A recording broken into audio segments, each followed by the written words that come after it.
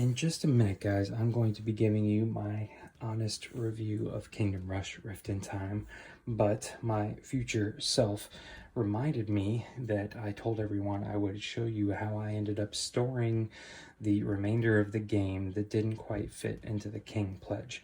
And I have had this set up for a while, but I keep forgetting to show it off before any of my playthroughs or other videos. So before I get to my honest review, I just want to take about 5 minutes of your time and show you what I came up with, which really just comes down to one single component that you have to buy, which at Michael's, I believe they run for about $1 to $2. So sitting on top, for obvious reasons, are these hero trays. That's kind of the only place they can go because they don't fit evenly across. But anyways, then I have all my other flat stuff like my rule books and my map and my stickers sitting on top. And then I have my King's Pledge tower tray here. And I do want to point out that the lid for the tower tray, which looks almost exactly like, here are the big map tiles, this cover, they are not the same size. I figured out the hard way. Didn't take me very long, but I put the this tray on top of the tower tray, and it just kind of fit there, and I didn't pay attention to it. Then I was trying to put the one that belongs on the tower tray on here, and it wouldn't fit. And I was like, why won't it fit? Why won't it? It's just like, just barely too small. So just PSA, they're different sizes. But anyways, really the biggest thing here is that I purchased what I know a lot of the office supply stores calls a perfect box. At Michael's, if you go to Michael's, which is the link I'll provide below, this is a crayon storage box, because then they have a longer one that's a pencil storage box. But this essentially is the kind of, I forget what the brand is, but I've seen them a lot at yeah, I don't know what that says. The perfect box, and they come in all sorts of shapes and sizes, but you can see that sitting on top of all of the map tiles which fit into that slot, it fits perfectly just below. And there is still room to put my bag of reference cards and then whatever these cards are for, and my clear opaque location tiles, and then all the map tiles fit right there. So everything fits neatly in there. That leaves this whole big area here for kind of excess storage. So what I did was I think I can throw a link for this, but I could have just baggied this up, but I just had this sitting around. This is all my components I'm not using because I have the King's Pledge upgrade going there, and then I just have a baggie of extra mage polyominoes because the King's Pledge tower holder is not big enough to fit all the polyominoes they provided for the mage towers. So those two things just sit right there, and that's it. So let's get on with the review. Welcome back, everybody, to the Meeple Marathon and my totally honest review of Kingdom Rush Rift in Time. I just want to start off by saying that this is my copy of Kingdom Rush Rift in Time, which I backed through their Kickstarter. I was not provided a copy, so this truly is, you know, just my honest opinion. Nobody's asked me to do this review. I'm just doing it for all of my viewers to give you my opinion on the game. So I want to kind of talk about three categories of things here. I want to talk about the things I don't like about the game. I'm also going to talk about things I do like about the game. And then there's a kind of a mixed bag of things that could be better, but have potential. So let's start with the bad things. Let's just go ahead and get those out of the way. Where is it? I'm going to start with the rule book here. You know, it amazes me sometimes how you can tell that the designers spend a lot of time with the game, then they turn around and they write the rule book, and then they have playtesters spend a lot of time with the game, and they have those playtesters read through the rule book, but they never really seem to have anybody read the rule book who's fresh, brand new to the game. I read this rule book several times in digital form over the course of the Kickstarter campaign, and as I knew that my game was being delivered, then once the physical game was being delivered, I read the physical copy of the rule book. And my saving grace up to this point, and Lucky Duck's saving grace up to this point, has been that they have been pretty good on BGG answering people's questions. There is a FAQ thread, which I've posted probably 7 or 8 questions to myself. It gets posted to constantly throughout the day, and the Lucky Duck staff is doing a pretty good job of keeping up with all those questions. But if you think about it, if there's that many questions that people have that they need to post in forums, that's stuff that should have been in your rule book.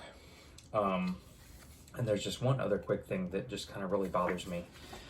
This page right here, you can see that it's attempting to do a really good job of showing you examples of stages of, what is this? I guess horde tile movement.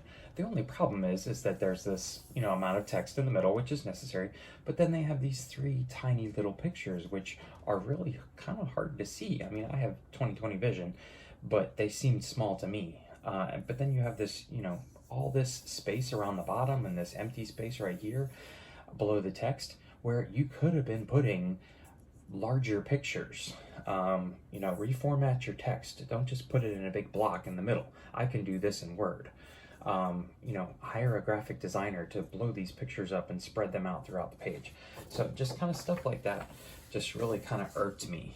But I could tell that they just kind of glazed over a lot of things, and things that they probably knew in their head, they knew the answer to, but they're the designers of the game. They've spent tons of time with the game. And another thing is that this rule book doesn't cover everything, and that's okay, because the rest of the rules are covered in the scenario book, and it's meant to introduce you to portions of the game, and so they're going to be covering certain rules in the scenario book as they're introduced. I'm okay with that. I'm perfectly fine with that, but that's not explicitly said in the rule book here. So sometimes it's not clear where you should be getting the information from. Should you be having to go back and look in the scenario book, or do you look in the rule book? There's a decent index here in the back, but it's really just repeating what's already here in the rule book. It's not giving any additional insight into the game. So that's one of my negatives, is the actual rule book. My next negative is unfortunately one of the core mechanics of the game, the portal card. Now, this is Kingdom Rush Rift in Time. It is meant to be using the characters in the universe that everybody's familiar with in the apps, and I'm going to talk more about that later because that's one of the good things. But the portals just ramp up the difficulty, the level of difficulty, too much. And that's kind of segue into my next bad thing, is the level of difficulty of the game. And portal cards don't completely make it. If you got rid of the portal cards, there would be other reasons why the game is difficult, but this is one of them. The fact that anytime you attack a portal card with a tower, you have to destroy that tower. And I cannot use a hero. I cannot use a spell on a portal card. Spells are one-time use things. Heroes, why shouldn't I be able to run up and put my hero in the most tense situation? That's what I do in the app. I put him right in the middle of the crossroads and say, all right, Ignis, do your thing right here. Or here you go, Malik, swing your hammer around right where everybody is going to be and all the biggest creatures are going to be. I don't hide him off in the corner. So if the portals were a thing in the app, I would probably be sending my heroes to the portal. I would probably be dropping my rain of fire onto the portals. I mean, that's what you do in the app. You save up your rain of fire until the big guys come out, and then you drop it on their heads. So the fact that the portals have such strict rules to them, honestly, just kind of turns me away a little bit from a lot of the scenarios in the core game. But we're going to talk more about that later. But just so you understand, I'm not too keen on this key mechanic they came up with for the core game. Next is the level of difficulty, which I just hinted on. this game is not easy. It is tough playing on medium, and there is easy, medium, and hard. Then there's heroic, and then there is iron challenge. Iron challenge takes that difficulty, adds in a extra rule for that specific scenario that limits your actions or your mobility or whatever it may be. I'm struggling enough to get through it on medium, let alone hard, heroic, and iron challenge. It's difficult to the point that I'm not 100% sure if I'm ever going to want to come back and replay these scenarios in iron challenge. It just seems like I'm making something that's already hard even more difficult, and that doesn't sound fun to me. Not only are the portals difficult because they completely wipe out any tower you use against them, and you have to use a certain level of tower against them. So if you only need, on say for example this portal here, which says needs level 2 towers on it, if I only have one tiny little spot I need to cover, and I have a single militia tower in my repertoire, and I would be okay with losing this one. Nope, I can't use this. I'm gonna have to at least lose a footman or allow this portal to continue on. But there's a lot of situations where you have to take out port trays or portal trays, or you're going to lose the game. What if this is the only card you have left in your deck, and you're going to lose a level 3 knight tower because you just have to kill that portal card now? It's got to go, or else it's going to escape, and now you're down that knight tower plus everything else you used. The portal cards on top of the bosses are incredibly difficult, because the bosses have a similar style card to them, which represents their life, and you have to cover up all of the spaces on their life card. And then once you do, you've damaged them, and you have to do this 4 times. And each time the card has increasingly more spaces on it to cover up the boss card. Well, on the back of that card, once you damage the card, you're supposed to flip it over, and there is a retaliate effect on top of the fact that the boss gets an action during the horde movement phase every time. So your reward for damaging a boss is that they essentially get to activate twice against you, and it's brutal. It's incredibly punishing. So the level of difficulty is definitely intense, and I personally feel that is a negative thing. I enjoy tough games, but I want to be able to breeze through the game on easy or medium, get my feet wet, and then move on to heroic and iron challenge if I want a difficult challenge. If I want to test myself, then I want to come back and do the iron challenge, and that's when I want to barely win by the skin of my teeth, if not at all. It might mean I have to play it several times through to get my strategy just right, which is what you had to do in the app. When you wanted to beat the heroic and the iron challenges, you had to figure out which towers you really needed, where did you need them, because you had a limited amount of time, these epic waves coming in, and you had to get the formula just right. That's not really the way this feels. This feels like iron challenge from the beginning, and then ungodly level after that. That's just, I don't want to play. And this somewhat leads into my next negative thing, is that they have these levels of difficulty, which are easy, medium, hard, and these represent the 1, 2, or 3 stars you can earn for a level. And anybody who's familiar with the app understands that if you were able to make it through the normal mode of a scenario without losing any hearts, you earned 3 stars. Those stars you turned around and used to purchase upgrades for your towers and your heroes and your reinforcements and your rain of fire, things like that. But you didn't have to specify beforehand how many stars are you attempting to get. You just went in, you did your best, and sometimes you let one guy get in and you only earn 2 stars. Usually I'd turn around and I'd replay that level because I really wanted to get the 3 stars. In this situation, you are getting a little bit of a bonus for choosing medium. You get, say, an extra spell. Instead of 3, you get an extra one, so you're going to get 4. You get an extra gem at the beginning, so instead of 5 starting gems, you're going to get 6, which can make a difference, which does make the game slightly easier or harder. But I've been sitting here with these 8 hearts next to my exit area for now. I've played 10 plus scenarios. Some of the scenarios I've had to replay, but I've played a lot, and I've been playing on medium every single time, because I think I played on hard the very first time and got crushed, so I decided to dial it back down. It took me 4 tries to beat the very first scenario. And I either win without letting a single horde get across, so then I'm thinking to myself, did I earn 3 stars? Should I get 3 stars? Should I be able to fill out my map here with 3 stars? Well, technically not, because I gave myself that 4th spell or that 1 extra crystal. And so the star level and having to decide how many stars you're going to earn at the beginning, it just doesn't mesh with how the app works. And it's basically I've yet to let just like 1 or 2 guys through. It's either like an entire horde where it would have crushed any level of difficulty, and, a whole horde card skips over everybody else and all of a sudden it's exiting because I wasn't paying attention, or I let nobody across. There doesn't seem to be this middle ground where I can I let 6 people across, so I still won on medium.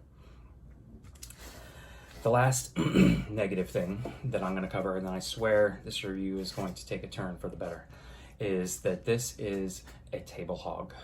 It takes up a lot of space.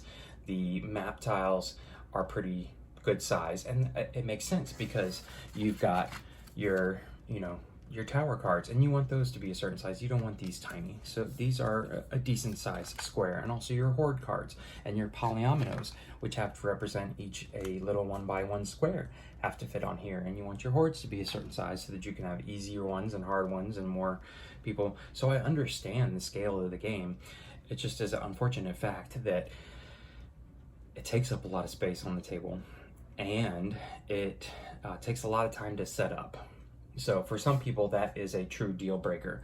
For me, it's okay. It's just something I deal with, but even keeping the game set up, that's really not gonna help you much in games like, say, Ether Fields, which I'll be doing a review on soon.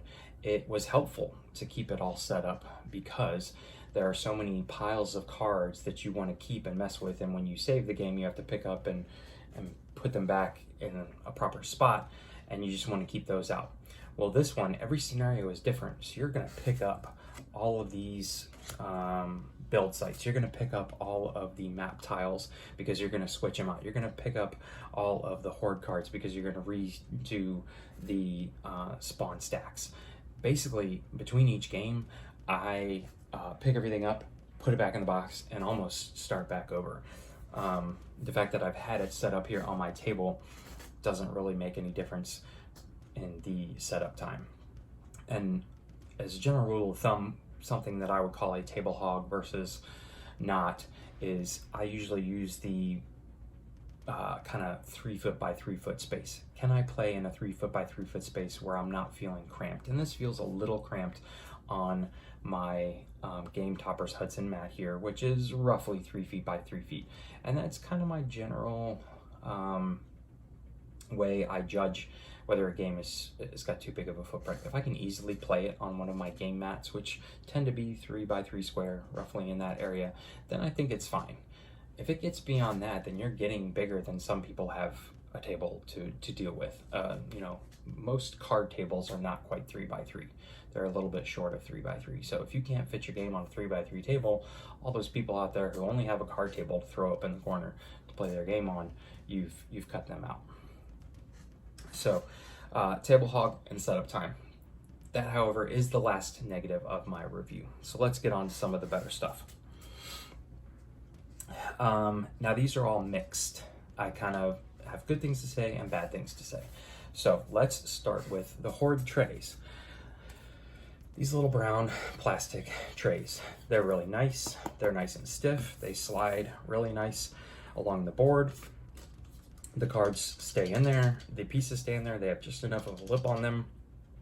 I've yet to have any trouble with moving them and keeping the pieces in their spots. They're a good thickness where they don't weigh a ton, but they don't feel like they're going to break. That's the good part. The bad part is that they really could be about a millimeter wider on all sides for 2 reasons. One is that you handle these horde cards a lot.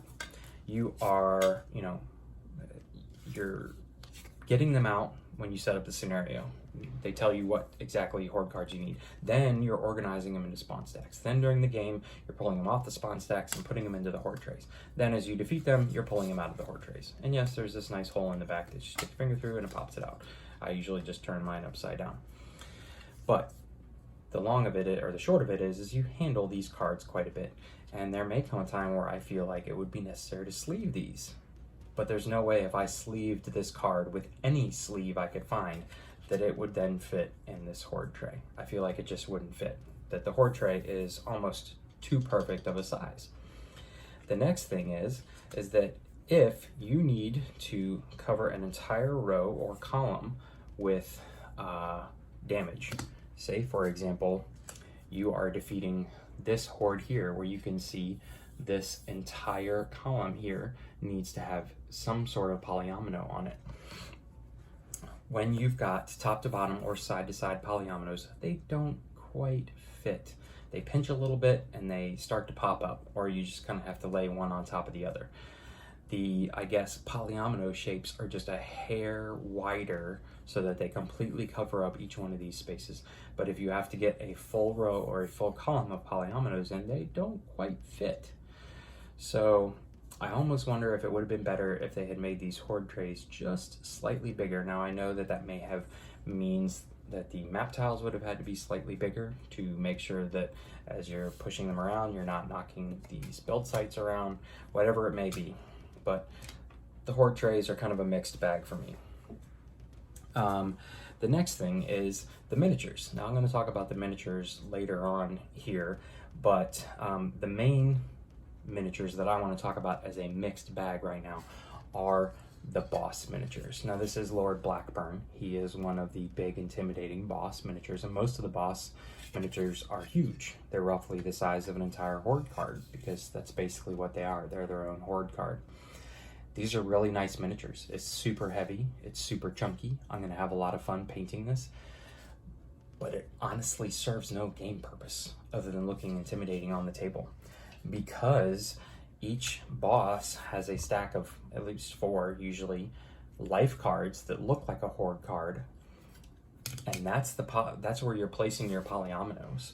But what you have is this instance where you have this huge miniature and you're facing your towers at the miniature, which makes sense, so you know where you're aiming, but then it feels very disconnected to take a polyomino and place it on the boss health card that you just have off to the side here, so it's not in the way. You're just like, oh, I shot you, let me put some damage over here. It just feels very disconnected. Having the boss miniatures out there, I almost feel like it would make more sense to slot the boss damage card into one of these horde trays and just move that around. Again, it's really hard to turn down those miniatures because they're so big. They're so awesome to look at, but honestly, it's almost counterproductive to have them on the board. So again, kind of a mixed bag because they really are awesome miniatures. They're very good quality, they're very hefty, and they're fun to look at, and they're going to be fun to paint. The next thing that I want to talk about is the expansions. Now, for the most part, this is actually a really good thing, and this is why it's a mixed bag. I'm more talking about the kind of add-on expansions, which I'm pretty sure they're going to have in retail soon. The Spider Goddess Kickstarter Stretch Goals expansion is a little bit of a different beast. But say, for example, the Sir Gerald versus JT expansion, these kind of small box expansions which feature a single hero, a single villain, and 4 or 5 new scenarios to run through.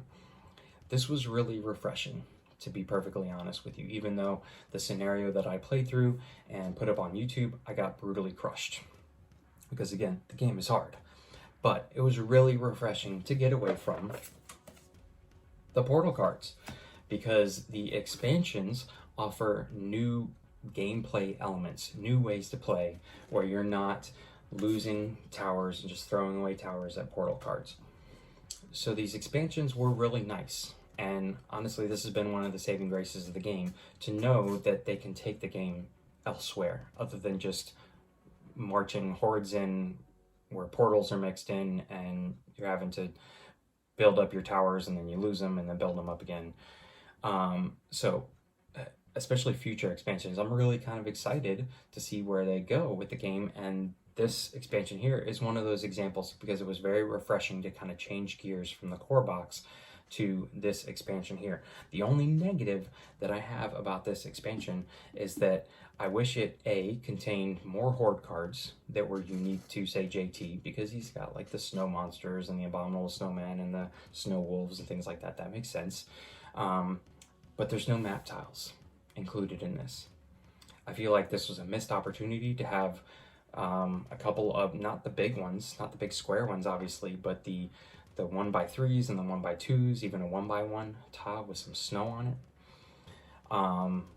They missed out on that opportunity because they would have fit in this box, and there's quite a bit of empty space in this box for as thick as it is. Or give me some more horde cards, you know, like I said, or give me some more map tiles to change up the look of the constant hordes that I'm getting from the core box, especially the map tiles. I'm getting kind of tired of looking at the same green and yellow map tiles, and I feel like an expansion like this would have been a great way to throw in some tiles with some snow on it. And I honestly could have cared less if, you know, up there at the top of the map had snow on it and down closer to me didn't. It just would have given me something different to look at. So that's why the expansions are kind of a mixed bag, because I feel like they could have done a little bit more with the expansions. The next thing that I want to talk about that's a mixed bag is these whole pass your towers to upgrade them, or don't use them to upgrade them. This is not how it works in the game. In the game, you crush hordes of enemies, and the more enemies you crush, the more money you get, the more money you then can spend to upgrade your towers. For the most part, you have to make those decisions early on in the scenario of where are you going to put archery tower, where are you going to put a bombard tower, where are you going to put your night towers to slow people down and create those choke points. This is what makes the app so addicting, is planning out, almost like Sims, planning out your map, your battlefield, and trying to get it right from the beginning. Yes, you can cash out your towers, demolish them and get a little money back and build up something different there, but for the most part, you really want to try and get it right the first time, because it's a real-time game. You don't want to have to be making those mistakes in the middle of one of the games on the app. Whereas in this instance, this is much more of a decide when to use a tower, you put it out once, and you know it's not going to get any better, and then you pass it off. And especially when you're playing with multiplayer, you're passing it off and you're not even gaining the benefit of not using it. I really don't understand why they didn't just say, all right, you earn a certain amount of crystals for defeating a horde card, and then you can spend those crystals to upgrade whatever tower you want. And you just, if I have a level 1 bombard right here and I want to spend it on a level 2, I will just place a level 2 on top of it. This would have fit well in line with the app and how the app works. Also, the fact that no matter what level horde card you just defeated, it's only 1 crystal, unless it's one of the ghost ones. But then you had to beat 2 horde cards anyways, so yeah, you better give me 2 crystals. And you're not giving me any crystals for defeating a portal card, which is ridiculous. But this horde card is exactly going to give me exactly the same as this one, which there's a lot less enemies. There's a lot more enemies I have to stay away from here, but they're both going to give me just a single crystal. You know what? Give me a crystal for this one. Give me 3 for this one. Give me 2 for this one, and then let me decide. Am I going to spend 1 crystal to buy a level 1 tower and add it somewhere new? Or am I going to spend 2 crystals to upgrade a tower that's already out there?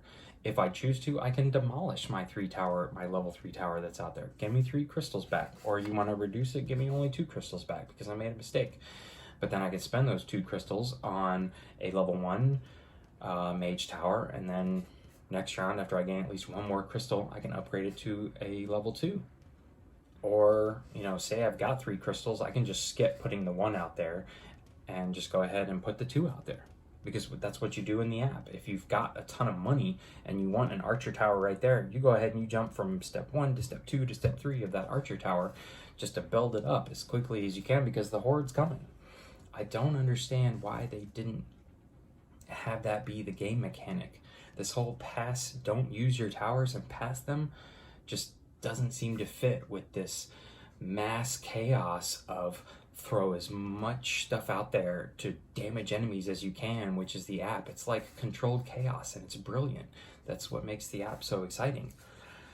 But at the same token, it really does lend itself to this whole puzzle aspect of the game, and the fact that it is a brain burner, and you really have to decide, do I, throw my towers out there just to start putting some damage on these tiles, knowing I'm not going to defeat it completely, or do I pass, let that tile get one space closer, but then next time I'm going to get an even better archer tower, or do I use my archer tower now? Those questions that you have to deal with during the game are what, have kept me coming back to the game. So this is why it's a mixed bag. I don't understand why they didn't have a certain game element, make it more true to the app, but at the same token, having to make those tough decisions about when to not use a tower so you can upgrade it lends itself to this puzzle nature of the game. The last thing I want to talk about that's a mixed bag is the King upgrade that obviously you had to be part of the Kickstarter to participate in. It very well may be something that you can purchase on Lucky Duck's website down the road. The reason it's a mixed bag is that the upgraded components, so the little soldier meeples here, the crystals that you get for defeating the horde trays are really nice. And even the hearts, even though they're not red, Lucky Duck Games is correcting this, but the wooden hearts is a nice touch. The fact that it's just not more cardboard. So those upgraded components, magnifique. Love them. The storage solutions, however, need some work. Now, to be fair, Lucky Duck has already addressed this situation. They said that they kind of passed off the ball to their manufacturer. They didn't put their time and effort into it, and they didn't turn out as well as they could, but it was too late to change their mind. So I'm giving them credit that they are fixing it. But just to be fair, I wanted to cover it in my review of the game. So let's talk about these hero trays first. Really, the only negative about them is the fact that when you pull a hero tray out, it doesn't lay super flat. You kind of got to bend it a little, put some pressure on it, and after you've played a couple games, it lays pretty flat, and that's fine. But then when you go to put it back in the box and you fold it back up again, it doesn't lay nice and flat again. You can see, I don't know if you can see that there, that's better. You can see that it wants to bend up again. And when you put it in this tray, and the only thing you put on top of it is the, cardstock hero card, these lids aren't heavy enough. You see that? It just raises right back up again. These lids don't snap down. So there's no way I, at least now, can ever consider storing my game upright, because I guarantee you these lids would come off and all of my stuff that I paid extra to store nicely is not going to stay stored. So that's the negative about the hero boxes. Now, this is the tower storage upgrade. And this is probably the biggest reason why I went that extra mile and got the King upgrade pledge. I liked all of it that they were offering, but this especially, the fact that I could just pick this up out of the box, lay it down on the table, and get started. I wouldn't have to divide out all the different towers and the various levels of the towers and make each little piles and find a place to put those piles, and that it was giving me a place to store all of the polyominoes for the various towers. This was exactly what I wanted.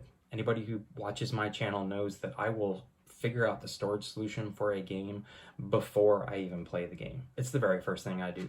I unpack a box, I do an unboxing video, and then I figure out how I'm gonna, before anything goes back in the box, I punch out all my cardboard, and then I figure out how to put it back in the box before I ever play a game. That's just me personally. Storage is a big deal for me, and this seemed like a perfect solution. The only problem is this area up here. Again, the lid does not fit super tight on this, so I worry if I were to store the game sideways that everything would just spill out and it would be pointless. But these trays up here to hold the polyominoes, A, aren't big enough. I actually have some of my Mage Tower polyominoes in a bag tucked into the main divider that came with the core box, that because I'm not using certain spots because I can't fit them all right here.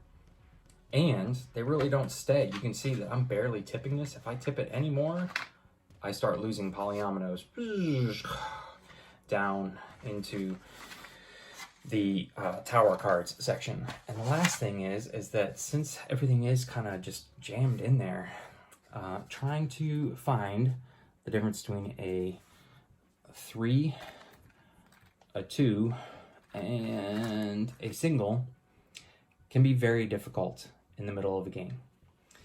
You're rummaging through there. These singles are guaranteed to kind of sink to the bottom. So I think it was a good attempt.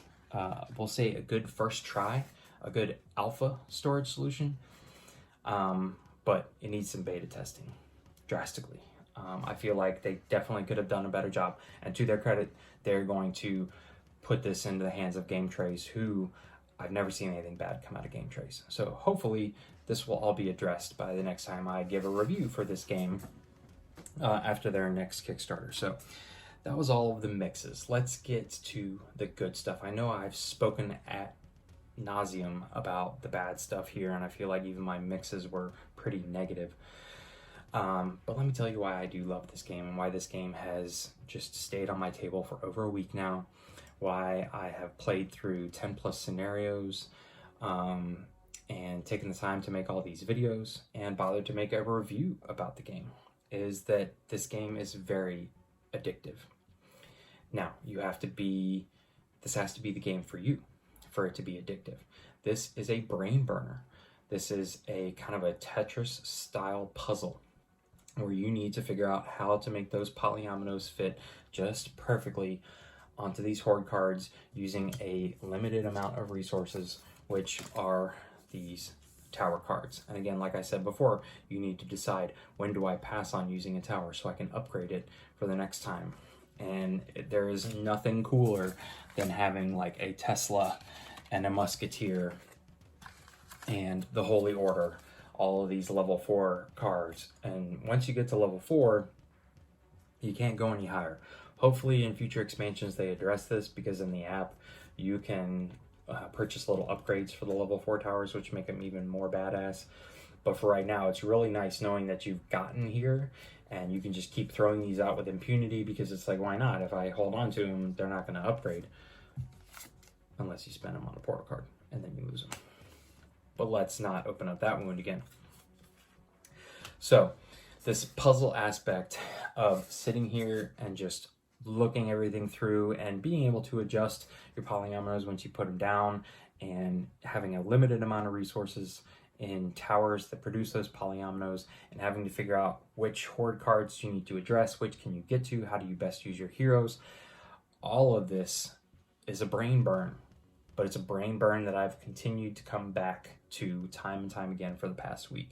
I have basically played nothing else but Kingdom Rush for the past 8 days. So that is a big bonus, that this is a game worth playing, but it's a game that you have to want to play. You have to be ready for that punishment. You have to be ready to test your mind and put some thought into it. This is not a lightweight game. This is not a family-friendly game. This is not a party game. This is, honestly, probably, unless you have the right game group, a solo game. But it is a great solo experience, because I can sit here and take all the time I want to figure out how exactly I'm going to use these towers and my heroes and everything else. And to be perfectly frank, I think I've enjoyed my time playing solo mode with my 3 bench heroes more than I have playing two-handed and having to pass towers back and forth, for 2 reasons. One is the whole passing towers thing. Even though I'm playing both characters, it's like, okay, all of a sudden now you have all these towers. I really need you to have them. When you're playing solo, they're all yours. And you get to start, even though you really don't, but you feel like you get to start with more towers, because as an individual hero, you do in solo mode. You get to start with some, and half of them are already upgraded for you. So I tend to, in the solo version, end up with more towers and more upgraded towers. So I've actually had a lot more fun playing true solo, which is really nice that that's even an option, that they made that an option and figured those rules out, and I think they were well done and well thought out. So again, this game is worth playing if you appreciate polyomino games, if you appreciate a good puzzle. This is not a dice chucker. This is not an action game. This is not a real-time game. This is not a dungeon crawler. This is a puzzle in the form of a board game. The next thing is that it really does do an excellent job of keeping the theme of Kingdom Rush. Kingdom Rush, the apps, are one of my all-time favorite apps. They're very addicting. They just suck you right in, and this was a no-brainer pledge as far as the Kickstarter was concerned for me, because I love Kingdom Rush, and I feel like they have nailed that theme in spades. The heroes are spot on, and you know, I spoke about the miniatures earlier being a mixed bag. That was really only the boss miniatures. These hero miniatures, which obviously are necessary because they cover a kind of 2x2 area. If you're a melee character, if you put them on a horde card, they're basically their own polyomino. But these miniatures are chunky, they're good size and weight. They're going to be really fun to paint. They've got these awesome exaggerated features, but they look exactly like the characters from the original game. And I know that we're, you know, basically working in the original Kingdom Rush app, but then there's Origins and Frontiers and Vengeance. And I am just super excited about what are the next expansions going to be. I hope that they come out with a big box expansion for each of the 4, now 3 remaining apps, and cover all of those heroes and all of those characters, because they're amazing characters. And even like the scenarios here, the titles of the scenarios are, you know, these ones are a little different, but the scenario booklet in JT, just get it out real quick. I had so much fun flipping through this scenario book, because I can just imagine the app saying, "For the king!" And then you move on to scenario 2, and it's, I don't know, a few acres of ice, but where is the next one? Okay, well, all right, I'm gonna eat my words here, but there's so many callbacks to the game that as you're playing through here, it's a lot of fun to, you know, if you're familiar with the app, this is a really good game to play, because this is probably one of the best representations of a video game, in my opinion, in a board game form. And I know that's an app, it's not really a board game, but really, I mean, this has got to be the best app-based board game ever, in my opinion. You can prove me wrong, please feel to leave a comment below, but as far as replicating an app on your phone or iPad and turning it into board game form, I think they did an amazing job here. And the last thing I want to talk about, and then I will get out of your hair, is that, and I mentioned this earlier, is that this game has a lot of potential. I am very excited to see what future expansions come out for the game. I'm also excited to see what fan-made content comes out, because you know it's coming. And who knows, maybe some might even come from me, because I feel like it shouldn't be that difficult to figure out how to gain crystals from horde cards, and then spend those crystals to upgrade your towers, and you leave your towers out, and you just upgrade them, and let's forget about them being destroyed by portal cards, things like that. Don't be afraid to house rule your game. Play your game so that you can enjoy it. I find that the way you play the boss, where he gets to retaliate and get an action when you defeat his card, is too hard. I'm going to change that rule.